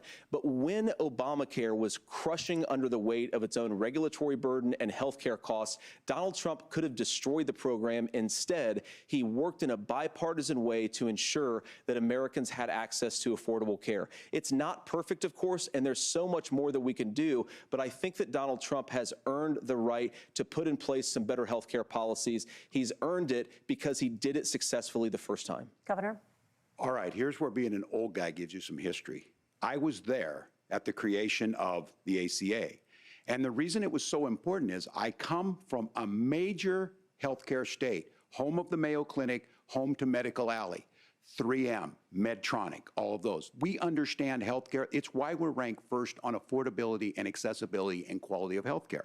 And so what I know is under Kamala Harris, more people are covered than they have before. And those of you listening, this is critical to you. Now, Donald Trump all of a sudden wants to go back and remember this. He ran on the first thing he was going to do on day one was to repeal Obamacare. On day one, he tried to sign an executive order to repeal the ACA. He signed on to a lawsuit to repeal the ACA, but lost at the Supreme Court. And he would have repealed the ACA had it not been for the courage of John McCain to save that bill. Now, fast forward, what that means to you is you lose your pre-existing conditions. If you're sitting at home and you got asthma, too bad. If you're a woman, probably not. Broke your foot during football, might kick you out. Your kids get kicked out when they're 26. Kamala Harris negotiated drug prices for the first time with Medicare. We have 10 drugs that will come online, the most common ones that'll be there. But look, this issue, and when Donald Trump said, I've got a concept of a plan, it cracked me up as a fourth grade teacher because my kids would have never given me that. But what Senator Vance just explained might be worse than a concept because what he explained is pre-Obamacare. And I'll make this as simple as possible because I have done this for a long time. What they're saying is, if you're healthy, why should you be paying more? So what they're going to do is let insurance companies pick who they insure because guess what happens? You pay your premium, it's not much. They figure they're not going to have to pay out to you. But those of you a little older, gray, got cancer, you're going to get kicked out of it. That's why the system didn't work. Kamala Harris will protect and enhance the ACA. Governor, thank you. Senator, you have not yet explained how you would protect people with pre-existing conditions or laid out that plan. Well, look, we currently have laws and regulations in place right now that protect people with pre-existing conditions. We want to Right, the Affordable Care Act. keep those regulations in place, but we also want to make the health insurance marketplace function a little bit better. Now, what Governor Walz just said is actually not true. A lot of what happened and the reason that Obamacare was crushing under its own weight is that a lot of young and healthy people were leaving the exchanges. Donald Trump actually helped address that problem, and he did so in a way that preserved people's access to coverage who had pre-existing conditions. But again, something that these guys do is they make a lot of claims about if Donald Trump becomes president, all of these terrible consequences are going to ensue. But in reality, Donald Trump was president. Inflation was low. Take-home pay was higher. And he saved the very program from a Democratic administration that was collapsing and would have collapsed absent his leadership. He did his job, which is govern in a bipartisan way and get results, not just complain about problems, but actually solve them. Governor. Oh my gosh, that might have been my favorite moment of the night. J.D. Vance says, Tim Walz, he's using all these scare tactics and saying, look what Donald Trump's going to do if he gets into another term. And Tim Walz is like, yeah, man. Yeah, look at the disaster. Look at the nightmare that he led us through during his first term. You better believe that it's going to be scary if he gets in again. Did enrollment under the Affordable Care Act go up under the Trump administration? It's higher now that we've seen it go up. Look, people are using it. The system works. And the question about this of young people or whatever, that's the individual mandate piece of this. And Republicans fought tooth and nail saying, well, Americans should be free to do this. Well, then what happens is... So you think the individual mandate's a good idea? I think the idea of making sure the risk pool is broad enough to cover everyone, that's the only way insurance works. When it doesn't, it collapses. You are asking pre-ACA where we get people out. Look, people know that they need to be on health care. People expect it to be there. And when we are able to make it, and we are making it this way, when we incentivize people to be in the market, when we help people who might not be able to afford it get there, and we make sure then when you get sick and old, it's there for you. Because I heard people say, well, I don't want to buy into Medicare or whatever. Good luck buying health care once you get past 70. So look, the ACA works. We can continue to do better. Kamala Harris did that. The way she made everything better was negotiating those 10 drugs on Medicare for the first time in American history. Thank you. Margaret? Can I address that? I apologize. We're out of time. We have a number of subjects to discuss. Margaret? Let's talk about families in America. There is a child care crisis in this country, and the United States is one of the very few developed countries in the world without a national paid leave program for new parents. Governor Walz, you've said that if Democrats win both the White House and Congress, this is a day one priority for you. How long should employers be required to pay workers while they are home taking care of their newborns? You have 2 minutes. Yeah, well, that's negotiable, and that's what Congress worked. But here's what the deal is. Americans sitting out there right now, you may work for a big company. Look, we're home in Minnesota to some of the largest Fortune 500 companies. Kamala Harris knows that in California. Those companies provide paid family and medical leave. One is, I think they're moral and they think it's a good thing, but it also keeps their employees healthy. We in Minnesota passed a paid family and medical leave. You have a child, and I had to go back to work 5 days after my kids were born. This allows you to stay home a certain amount of time. What we know is that gets the child off to a better start, the family works better, we stay in their employers, we get more consistency in that. So Kamala Harris has made it a priority. We implemented it in Minnesota and we see growth. That's how you become a pro-business state. But the negotiations on it, and here's the issue, those big companies are able to offer it. Those of you out there who don't have it, just imagine what happens if you get cancer or your child gets sick. We know what happens. You end up staying home. In some places, that means no paycheck because you've got no protection on that. This is the case of an economy that Donald Trump has set for the wealthiest amongst us. He's willing to give those tax breaks to the wealthiest. He's willing to say, bust those unions up, do whatever. What we're saying is the economy works best when it works for all of us. And so a paid family medical leave program, and I will tell you, go to the families or go to the businesses and ask them. As far as childcare on this, you have to take it at both the supply and the demand side. You can't expect the most important people in our lives to take either our children or our parents to get paid the least amount of money. And we have to make it easier for folks to be able to get into that business and then to make sure that folks are able to pay for that. We were able to do it in Minnesota, and I'm still telling you this. We were listed as the best state. We're still in crisis on this. A federal program of paid family and medical leave and help with this will enhance our workforce, enhance our families, and make it easier to have the children that you want. Governor, your time is up. Senator, do you support a national paid leave program? And if so, for how long should employers be mandated to pay their employees while they are home taking care of their newborn? You have 2 minutes. Yeah, well, first of all, Margaret, a number of my Republican colleagues and some Democrats, too, have worked on this issue. And I think there is a bipartisan solution here because a lot of us care about this issue. I mean, look, I speak from this very personally because I'm married to a beautiful woman who's an incredible mother to our 3 beautiful kids, but is also a very, very brilliant corporate litigator. And I'm so proud of her. But being a working mom, even for somebody with all of the advantages of my wife, is extraordinarily difficult. And it's not just difficult from a policy perspective. She actually had access to paid family leave because she worked for a bigger company. But the cultural pressure on young families and especially young women, I think makes it really hard for people to choose the family model they want. A lot of young women would like to go back to work immediately. Some would like to spend a little time home with the kids. Some would like to spend longer at home with the kids. We should have a family care model that makes choice possible. And I think this is a very important substantive difference between Donald Trump and Kamala Harris's approach. I mean, look, if you look at the federal programs that we have that support paid family leave right now, the Community Development Block Grant, and there's another block grant program that spends a lot of money from the federal government.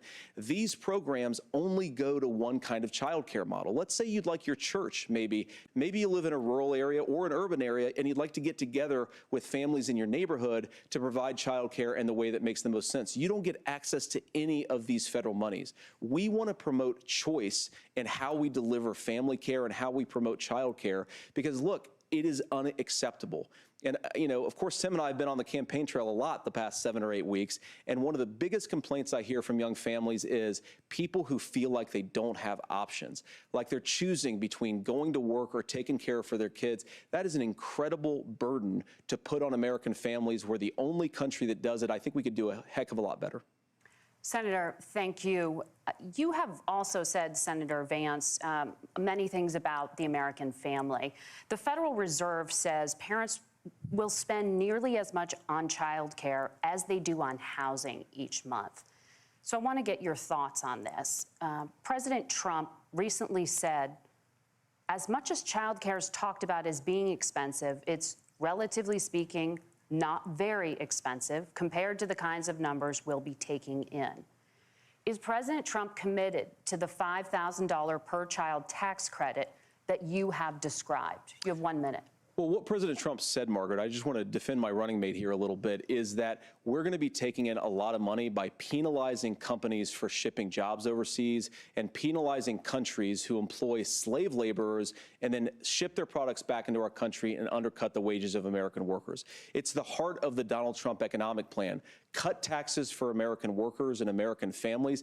Cut taxes for businesses that are hiring and building companies in the United States of America, but penalize companies and countries that are shipping jobs overseas. That's the heart of the economic proposal. And I think what President Trump is saying is that when we bring in this additional revenue with higher economic growth, we're going to be able to provide paid family leave, child care options that are viable and workable for a lot of American families. Can you clarify how that will solve the child care shortage? Well, because as Tim said, a lot of the child care shortage is we just don't have enough resources going into the multiple people who could be providing family care options. And we're going to have to, unfortunately, look, we're going to have to spend more money. We're going to have to induce more people to want to provide child care options for American families, because the reason it's so expensive right now is because you've got way too few people providing this very essential service. Thank you, Senator. Governor Walz, your ticket also has some child care tax credit proposals. Do you think Congress will agree to the $6,000 credit for newborns and $3,000 credit for children over the age of 6, as your campaign has promised? Is that realistic? Well, if these members of Congress are listening to anybody, I can tell you, and this is the biggest issue. Everybody listening tonight knows. I mean, I'm sure they were shocked to hear it's not that expensive. And let's be clear, whether it's $5,000 or $6,000, that pays you about 3 or 4 months. Let's be clear of where we're at on this. It's because we got out of an imbalance on this. We thought we were going to get by not paying people. I don't think Senator Vance and I are that far apart. I'm not opposed to what he's talking about on options. We've done scholarships types of things. I think we need to be open to making the case. But the issue here is, the question you asked is, you're not going to pay for it with these tariffs. That's just adding another $4,000 on the family and taking less. So not only do they not get the money to pay for that, they're $4,000 in the hole. That's Wharton School. That's his alma mater. And so I think the issue here is, if those members of Congress, I can't believe they're not. When I go to businesses, sure, they'll talk about taxes sometime, but they will lead with childcare and they will lead with housing, because we know the problem is, especially in a state like Minnesota, we need more workers because our economy is growing, but we need the workforce. Governor, thank you. We need to move on. Nora? Let's talk about the state of democracy, the top issue for Americans after the economy and inflation. After the 2020 election, President Trump's campaign and others filed 62 lawsuits contesting the results. Judges, including those appointed by President Trump and other Republican presidents, looked at the evidence and said there was no widespread fraud. The governors of every state in the nation, Republicans and Democrats, certified the 2020 election results and sent a legal slate of electors to Congress for January 6th. Senator Vance, you have said you would not have certified the last presidential election and would have asked the states to submit alternative electors. That has been called unconstitutional and illegal. Would you again seek to challenge this year's election results, even if every governor certifies the results? I'll give you 2 minutes. Well, Nora, first of all, I think that we're focused on the future. We need to figure out how to solve the inflation crisis caused by Kamala Harris's policies, make housing affordable, make groceries affordable, and that's what we're focused on. But I want to answer your question because you did ask it. Look, what President Trump has said is that there were problems in 2020, and my own belief is that we should fight about those issues, debate those issues peacefully in the public square, and that's all I've said, and that's all that Donald Trump has said. Remember, he said that on January the 6th, the protesters ought to protest peacefully. And on January the 20th, what happened? Joe Biden became the president, Donald Trump left the White House, and now, of course, unfortunately, we have all of the negative policies that have come from the Harris-Biden administration. I believe that we actually do have a threat to democracy in this country, but unfortunately, it's not the threat to democracy that Kamala Harris and Tim Walz want to talk about. It is the threat of censorship. It's Americans casting aside lifelong friendships because of disagreements over politics. It's big technology companies silencing their fellow citizens. And it's Kamala Harris saying that rather than debate and persuade her fellow Americans, she'd like to censor people who engage in misinformation. I think that is a much bigger threat to democracy than anything that we've seen in this country in the last 4 years, in the last 40 years. Now, I'm really proud, especially given that I was raised by two lifelong blue-collar Democrats, to have the endorsement of Bobby Kennedy Jr. and Tulsi Gabbard, lifelong leaders in the Democratic coalition. And of course, they don't agree with me and Donald Trump on every issue. We don't have to agree on every issue, but we're united behind a basic American First Amendment principle that we ought to debate our differences. We ought to argue about them. We ought to try to persuade our fellow Americans. Kamala Harris is engaged in censorship at an industrial scale. She did it during COVID. She's done it over a number of other issues. And that, to me, is a much bigger threat to democracy than what Donald Trump said when he said that protesters should peacefully protest on January the 6th. Governor?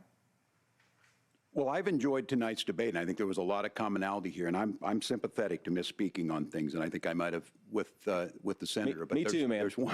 There's one though that this one is troubling to me, and I say that because I think we need to tell the story. Donald Trump refused to acknowledge this, and the fact is that I don't think we can be the frog in the pot and let the boiling water go up. He was very clear. I mean, he lost this election, and he said he didn't. 140 police officers were beaten at the Capitol that day, some with the American flag, several later died. And it wasn't just in there. In Minnesota, a group gathered on the state capitol grounds in St. Paul and said, we're marching to the governor's residence and there may be casualties. The only person there was my son and his dog, who was rushed out crying by state police. That issue, and Mike Pence standing there as they were chanting, hang Mike Pence. Mike Pence made the right decision. So, Senator, it was adjudicated over and over and over. I worked with kids long enough to know, and I said as a football coach, sometimes you really want to win, but the democracy is bigger than winning an election. You shake hands, and then you try and do everything you can to help the other side win. That's what was at stake here. Now, the thing I'm most concerned about is the idea that imprisoning your political opponents, already laying the groundwork for people not accepting this. And a president's words matter. A president's words matter. People hear that. So I think this issue of settling our differences at the ballot box, shaking hands when we lose, being honest about it, but to deny what happened on January 6th, the first time in American history that a president or anyone tried to overturn a fair election and the peaceful transfer of power. And here we are 4 years later in the same boat. I will tell you this, that when this is over, we need to shake hands, this election, and the winner needs to be the winner. This has got to stop. It's tearing our country apart. Margaret? Senator Vance, did you want to respond to that? Yeah, well, look, Tim, first of all, it's really rich for Democratic leaders to say that Donald Trump is a unique threat to democracy when he peacefully gave over power on January the 20th, as we have done for 250 years in this country. We are going to shake hands after this debate and after this election. And of course, I hope that we're The audacity of JD Vance to talk about Trump and a peaceful transition of power after Walz just told the country, as you know, from my understanding for the first time, that his son and he was threatened by Minnesotans. The audacity of JD Vance to talk about peaceful transition. I do want to say welcome in. We're up to 2,500 viewers on the stream. Welcome in, everyone. Good to see you. win, and I think we're going to win. But if Tim Walz is the next vice president, he'll have my prayers, he'll have my best wishes, and he'll have my help whenever he wants it. But we have to remember that for years in this country, Democrats protested the results of elections. Hillary Clinton in 2016 said that Donald Trump had the election stolen by Vladimir Putin because the Russians bought like $500,000 worth of Facebook ads. This has been going on for a long time.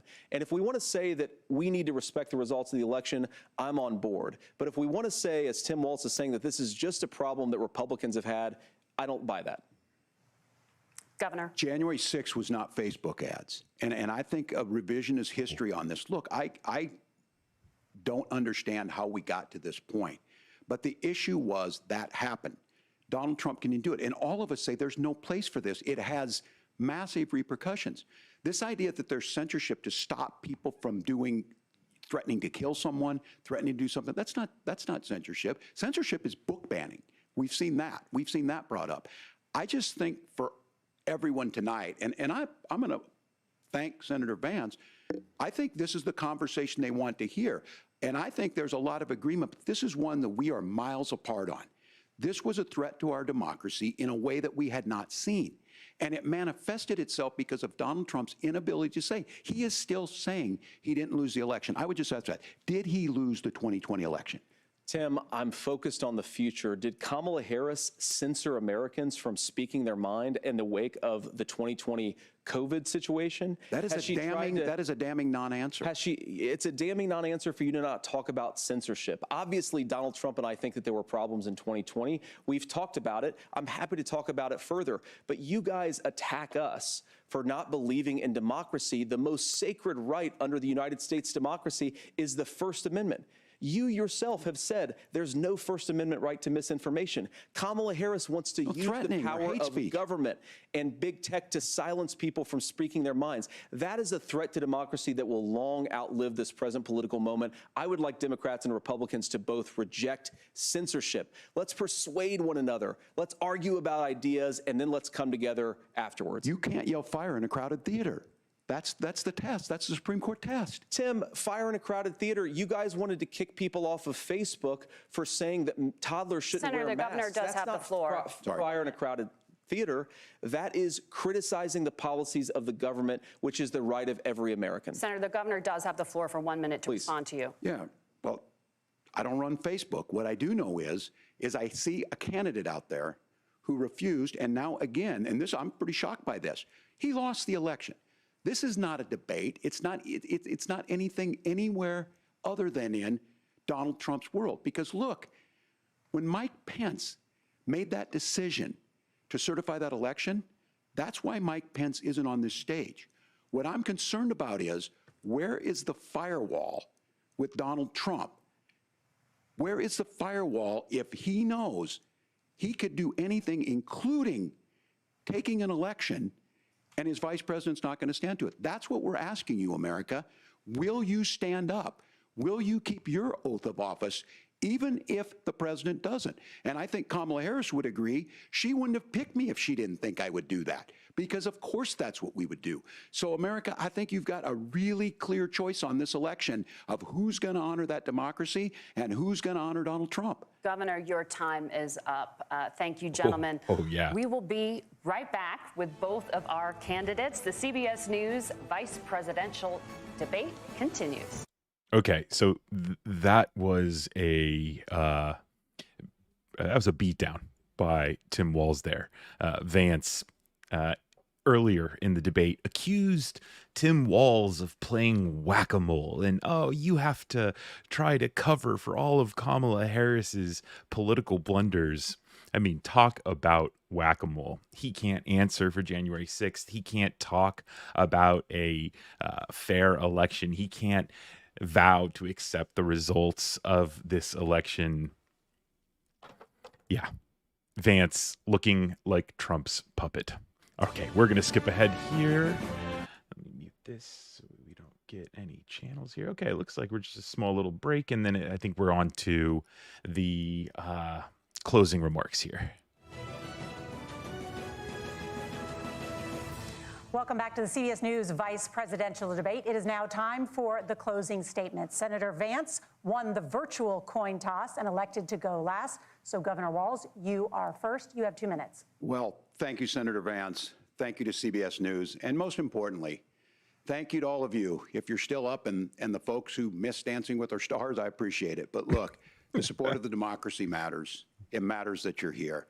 And I'm as surprised as anybody of this coalition that Kamala Harris has built, from Bernie Sanders to Dick Cheney to Taylor Swift, and a whole bunch of folks in between there.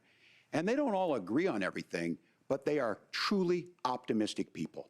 They believe in a positive future of this country and one where our politics can be better than it is. And I have to tell you, that better than it is the sense of optimism that there can be an opportunity economy that works for everyone, not just to get by, but to get ahead. And the idea that freedom really means something. Not the freedom of government to be in your bedroom or exam room, but the freedom for you to make choices about yourself. Now, look, we all know who Donald Trump is. He's told us, and as Maya Angelou said, believe him when he told you that. His first inaugural address talked about American carnage, and then he spent 4 years trying to maybe do that. Senator Vance tonight made it clear he will stand with Donald Trump's agenda.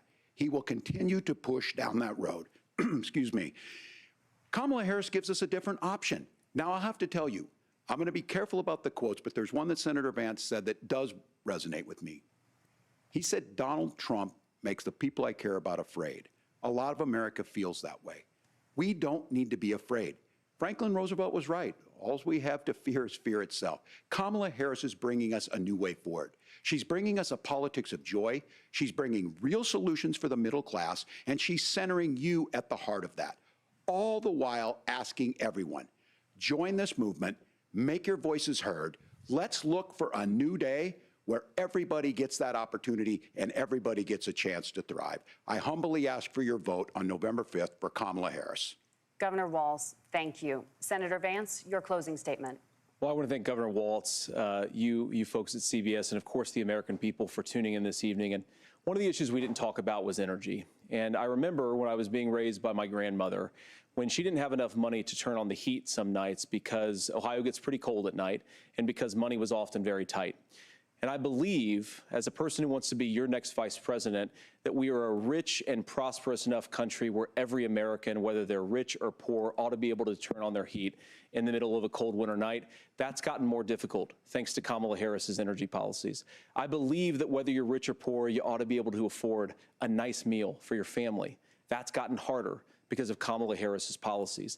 I believe that whether you're rich or poor, you ought to be able to afford to buy a house. You ought to be able to live in safe neighborhoods. You ought to not have your communities flooded with fentanyl. And that, too, has gotten harder with because of Kamala Harris's policies.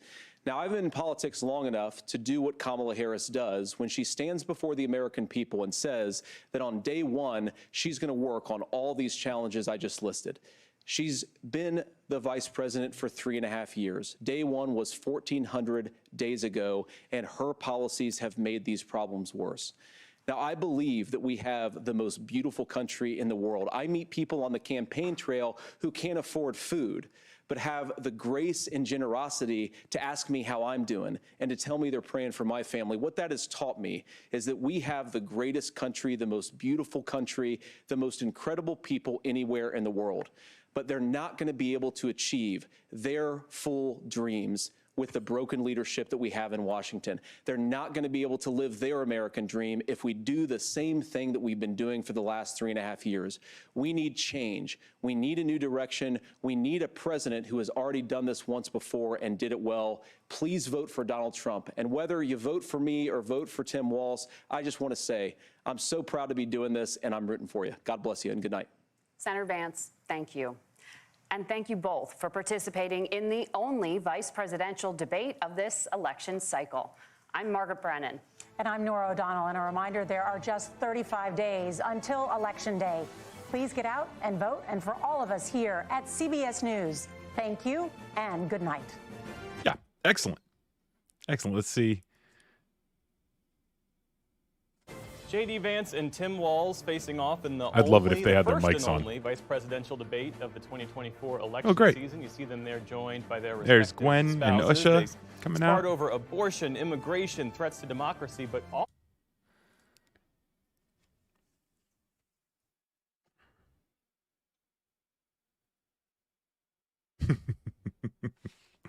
Okay. Well, let's get into,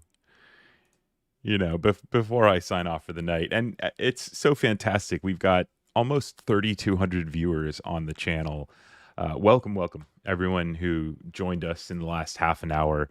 We went from like 300, 400 viewers to over 3,000. And so it's just great to have everybody joining us. I noticed there were some trolls in the comments section, but they tend to be taken care of pretty quickly.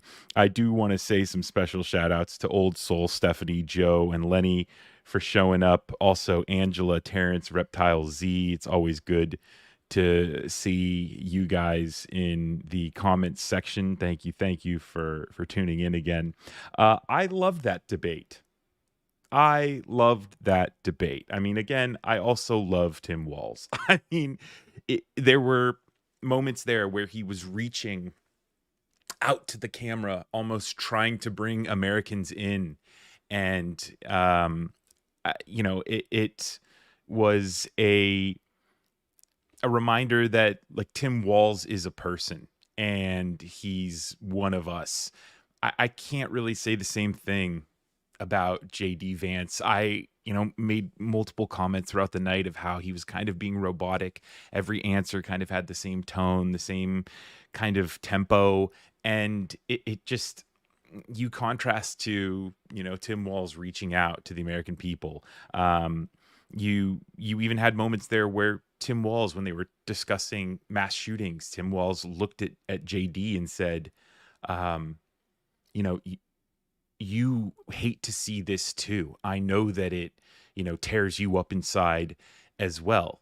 I guess that's kind of a bad thing for JD Vance when your opponent reminds the viewers that you're a human more than you do in the night. I think that's kind of an utter failure for JD Vance, but I think he is so robotic because he can't really be who he is because he's got Donald Trump kind of lording over everything he does. And that makes it very uncomfortable for JD Vance. And I think that's what we saw. Tim Walz had a little shaky start, not going to lie. Kind of made me nervous that we were going to get, a governor, a man who grew up in a small rural area in Nebraska, and now he's being watched by tens of millions of people. It kind of made me nervous for a second there, but as soon as he started talking about climate change and these issues that really mattered to him, I thought he just did wonderfully. I think the Tim Walz team, they're celebrating tonight. I thought he did a fantastic job of coming across as someone who was genuine. He also pointed out there towards the end, when it started to get a little, I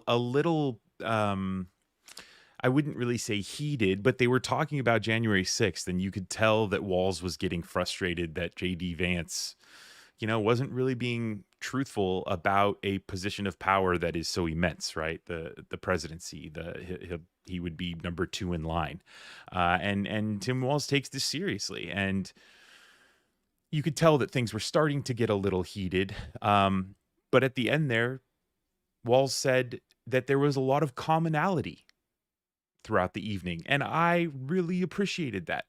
Coming from years of Donald Trump where everything is, he'll just lie and throw, ketchup at the wall or ketchup at his opponent, right, to smear them. This was the opposite of that, and so I do applaud both of these candidates for keeping it, relatively civil to what we've seen with Donald Trump there.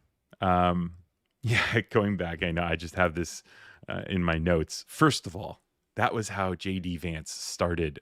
I want to say like close to half of his answers. Well, first of all, right, JD Vance here, I need to push back on the media, right? I need to take control, which is actually that's how he explains away his past condemnation of Donald Trump, where he's called him America's Hitler. He talked about how his voters fear Donald Trump. He's criticized his economic policies. He's criticized his failures to be the populist candidate that he vowed to be. And then what he says in response to all of that is, oh, well, it's the media. I believe the media's lies, and now I found my religion, and I found my truth, and he joined the cult. He drank the Kool-Aid, essentially, which is, it's just a cowardly way of explaining away your past criticisms of someone who absolutely deserves to be criticized. And so again, JD Vance is just so uncomfortable. He looks like he's just not even comfortable in his skin. I also hate the tie that he's wearing. I think that's again, it's just like, it's weird. His little flip of his hair, just everything about this guy, his answers tonight, everything about him screams like this isn't really who JD Vance is. But yeah, let's go through the comments here a little bit. I would love to ask chat where you guys are all from, what state or country you're watching from, before I head out, just because the Reflect community is amazing. I'm so honored, and I'm so lucky to have all of you here watching with me, and here watching as we go through this historic election together. Old Soul, Walz spoke to the American people as a whole. Vance only spoke to MAGA. Yeah, and really that moment that I had to stop, and I was probably most critical of JD Vance tonight was when he, because I've watched his campaign rallies where he's throwing, he throws the red meat to the base, right? But tonight, with everyone watching and a lot of undecided voters watching him, he tried to not be so extreme. But again, it just came off as uncomfortable. And and also it came off as like he didn't say a lot. I didn't hear any real policy examples of what he would do.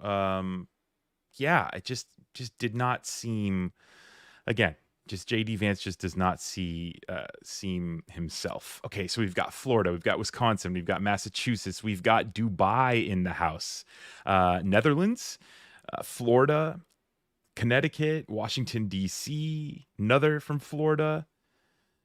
Jorge Ramirez, very clear, the couch won. Reptile Z from Minnesota, nice. Anselmo Garcia from South Carolina. Maryland.